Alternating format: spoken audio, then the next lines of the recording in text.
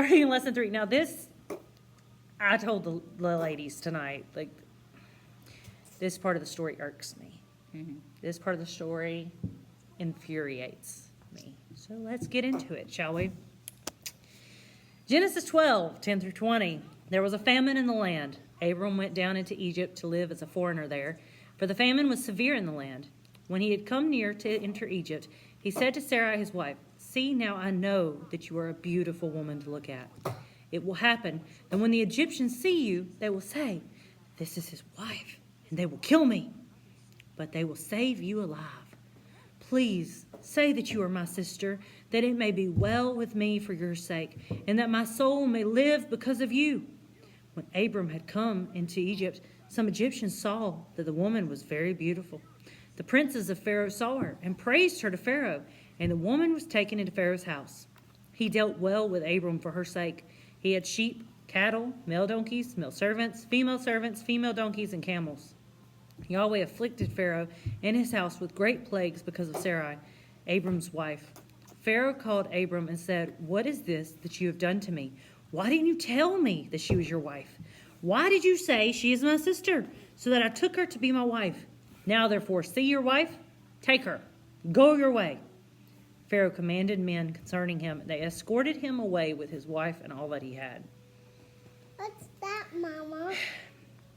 It remains uncertain What's that? whether Abram has shared with Sarai the promise given by God at this point in their journey or not. Jesus! We know that Abram was aware of the divine promise and that he and Sarai Mama? were united in marriage and journeyed together for many years. We don't really know what Sarai knows. Like, we don't. The way he treated her, I honestly feel like she didn't know nothing. Yeah, it's very, very possible. She was just along for the ride, literally. So that's Yeah. what it seemed like. I mean, like, God was communing with Abraham, Yeah. or Abram at this point in time. It'll later be changed to Abraham. But he's the one talking to God. We don't see her ever. Nowhere in this story will we see Sarah talking with God except for in front of the tent Yeah. right before Sodom and Gomorrah thing happened, which we'll get to that. Anyway. Later. Yeah, later. So, going on, it says, they had reached the land of Canaan, their appointed destination, but a grievous famine compelled them to move again. The number of their servants and the extent of their possessions are unknown, though it is certain that they had some servants. As they drew near to Egypt, Abram entreated Sarai his wife, saying, "Please say that you are my sister, that it may be well with me for your sake, and that my soul may live because of you." This reveals several truths about Abram. One, he lacked trust in God's protection in Egypt, which we mentioned this a little bit tonight, but back then and throughout the Old Testament, and even some into the New Testament, What's that? they had a very strong belief that gods had territories. And so, like we see with the story of Jonah and the well, right? Jonah is told to go speak to Nineveh, and he runs the other way because he thinks if he gets far enough away from the temple, then God won't be able to see him, and God won't be able to do anything about it, and he'll be able to escape God and the command to go to Nineveh. Because back then it was believed that there was territories for each god. So I don't know if Abram just thought that God had a territory and couldn't get out of it. I mean, that's possible. It's weird I don't know if he even because felt he's coming that. from another Yeah. territory where because Abraham's dad worshipped idols originally. So he's coming from idols territory to God's territory, which in this time period was filled with Canaanites who were worshiping idols. So, like, God's already showing, like, I'm above all of these gods, obviously, at the very minimum. But Abraham seems very convinced that God has no say-so in Egypt. God has no power in Egypt. Like, God can't protect them in Egypt. And second, I wonder if it's because, me and you have personally talked about this before, how the kings of that time were thought of to be gods yeah, or the voice piece of God. I know that the Egyptians specifically Yes. believed that Pharaoh was God. Yes. They thought he was a god, Mm-hmm. right underneath Ra or whatever. So I wonder if, because the Pharaoh of that time was so ruthless and crazy, Yeah. that he presumed that God could not match Pharaoh, It's possible. which is dumb. But I mean, it's dumb. but I just wonder if that was his train of thought. Like, yeah, I know you know these idols, but you know this Pharaoh guy could kill all these people. So I don't think you're as strong as Yeah. him. It's possible. I I mean, mean, it's just something I just thought about. yeah, for sure. And two, Abram fails to recognize Sarai's essential role in the Yeah. fulfillment of God's promise. Like, he obviously deems his own life to be more critical than hers in light of the divine covenant, which again, from my perspective, seems dumb. Yeah, Like, that just seems ridiculous. But it just you don't know what you would do in the same situation. So I don't know. But I'm just saying, from my point, looking back, doesn't look too high. So let's consider, this is the part that starts irking me, okay? This is where my skin starts to crawl a little bit. Let's consider Sarai's perspective. Let's place ourselves in her mind as she faces this trial. As an older woman, seasoned by life's experiences, she was keenly aware of the dangers ahead. She understood that if the Egyptians deemed her beautiful, they would seek to take her. And it would be whether by force or through flattery. The choice rests with her. She can lie, claiming to be Abram's sister, and preserve his life, but this might lead to the Egyptians using blessings given to Abram and Lot to curry favor, to take her hand. Or she can, alternatively, declare the truth, that she's his wife, and risk that the Egyptians might kill Abram and Lot to claim her by force. And from Sarah's perspective, because again, we've said this already, Sarah's not the one talking to God every day. Sarah's getting the debrief version, if that, from Abram, after Abram's gone out and talked to God. And her husband has no confidence in the God protecting them in Egypt. Yeah. So, from her perspective, she's left with very few options and what seems to be inevitable outcomes. Yeah. I mean, it seems to her like, I'm going to be taken either way. I might as well save your life in the process. So she chooses to lie for Abram's sake. As they enter Egypt, Abram's assumption seems to be accurate, right? Because Sarai is almost immediately commended to Pharaoh as being beautiful. She's quickly brought to him. And then he also seems to be right in the fact that he's blessed because of this. Abram and Lot are given sheep, oxen, donkeys, camels, servants because of her. However, God doesn't sit back and allow her to be taken advantage of like Abram had assumed. This is where Abram messed up. This is where he messed up. Instead of God being helpless or powerless or just not caring, God sends plagues on Pharaoh. And That's his favorite thing to do is especially when it comes to pharaohs, right? Especially when it comes to pharaohs, because even like Joseph's times, you have the famine that comes as super like the worst one in Well, years. again, you know what though? They did look at themselves as gods, They did, so I bet that's why. probably so. Because Especially when you get into Yeah. Exodus, every one of the plagues was targeted at one of the Egyptian gods. yeah, I know. I realized that was really Like cool. for like you mentioned Ra earlier, that was like their sun god or whatever. Yeah, he was. And yeah. there was days of darkness. That, That's Yeah. one of the plagues. There was like a day of darkness, of like complete darkness. Mm-hmm. It was like, you want that? That's your god? No more, type thing. And all of them were targeting something that the Egyptians considered to be gods. some that they deemed that they couldn't live without. And it didn't just happen with the Egyptians; it happened with the Philistines too. I don't Because know if that's when the Philistines took the it was I don't remember all the specifics, but there was a war between the Philistines and the Israelites. I want to say it was in the book of Judges, and they captured the Ark of the Covenant. The Philistines did, and they took it back. And when it was in the Philistine territory, every town that had it would be plagued with boils and with sickness and stuff. And when they took it into the town that had like their temple for their god, I think it was Dagon or something, every night the idol would fall down, prostrate in front of the Ark of the Covenant, and its hands would break off, and his feet would break off. God's got a sense of humor, man. He really does.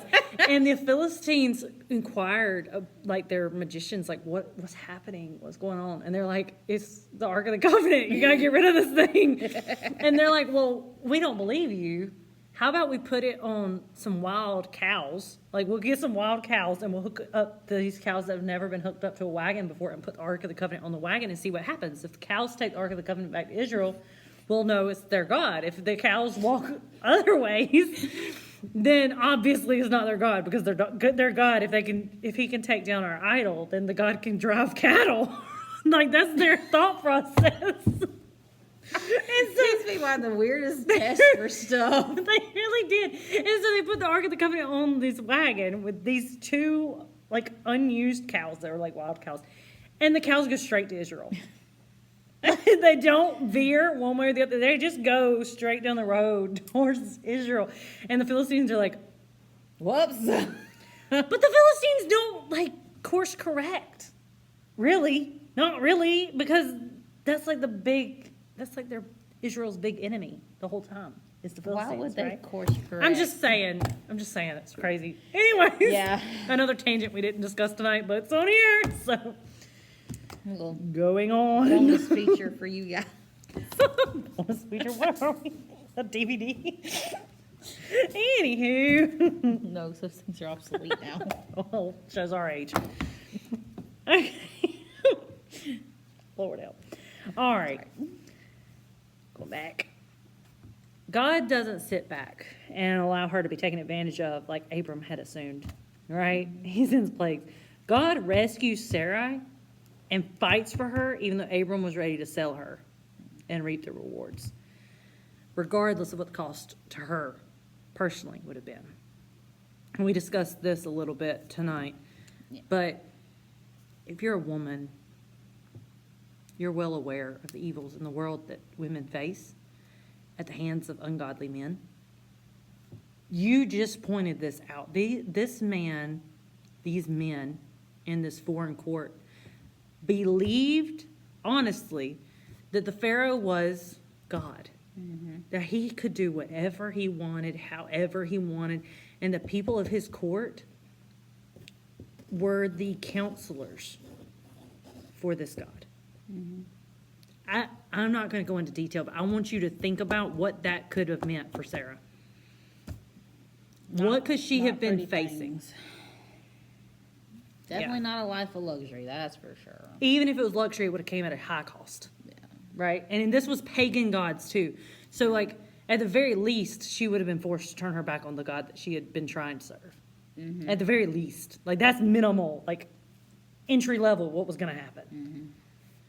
Not to mention everything else that could have came with that. Side of it, yeah. Genesis 13, 1 through 18. Abram went up out of Egypt, he, his wife, all that he had, and Lot with him, into the south. Abram was very rich in livestock, in silver and in gold.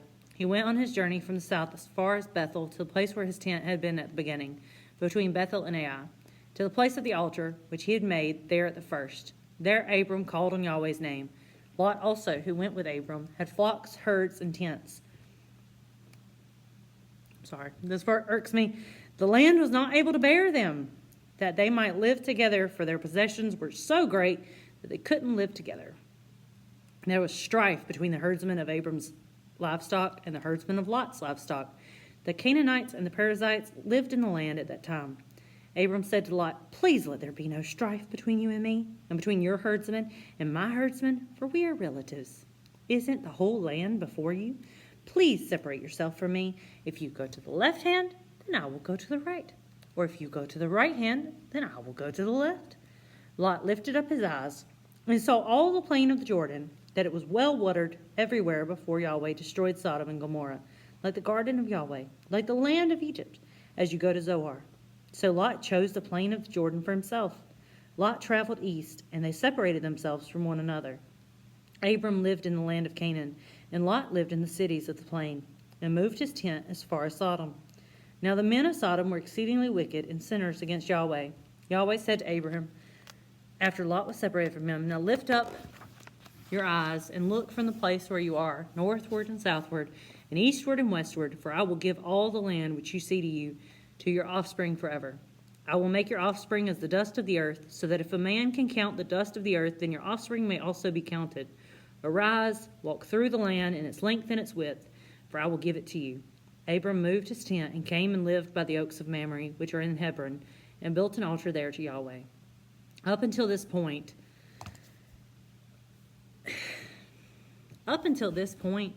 Lot and Abram had been able to travel together without conflict. Like when they left Ur of the Chaldeans and came to the Promised Land, it was Lot, Abram, Sarah, and all their possessions and servants. And they had no issue. Mm-hmm. It was fine. Yeah. They were together. It was fine. No issue. Until they go into Egypt. And when they come out of Egypt, that's when the conflict arises. Mommy. So it's my opinion that it was in Egypt Go. that they had gotten all of this abundance. That it got to the point where they would have conflict. From Sarai's perspective, she had willingly placed herself at the mercy of a foreign king whose reputation for cruelty had prompted their deception in the first place. Think about it. If you're going into this foreign king's place and he's not had any type of reputation of stealing people's wives and killing husbands to grab their wives. I didn't even realize that, but he must have a reputation for that for them to immediately assume that. Yeah. I did not realize that, but yeah, you're right. Like there has to be something. You're not going to just assume just everyone would do this. This gets brought up later, and we'll see this later. Because Abraham, this isn't the only time Abraham tries to sell Sarah into another king's household to save his own butt. He does this another time. And when he does it the other time, he makes the comment that he didn't think that the other king feared God. And so he makes the comment like he expected it. Yeah. Obviously. Otherwise, why would you have a contingency plan for this? Unless you're expecting it. So it's this king's cruelty that prompts their deception in the first place. While her husband and nephew amass great wealth and prosperity, Sarai faces uncertainty in Pharaoh's household. By God's intervention, it wasn't her husband's intervention, it wasn't her family's intervention, it wasn't her friend's intervention, it was God's intervention. Pharaoh sent her back to Abram, afflicted by plagues for her sake. She could not know how Abram would receive her after his deception was exposed, nor does Scripture reveal his reaction when they were escorted out of Egypt, because they were escorted out of Egypt. Pharaoh's men walked them to the border and said, "Get." But it's clear that God's displeasure burned against the wrong done to Sarai and Pharaoh's house.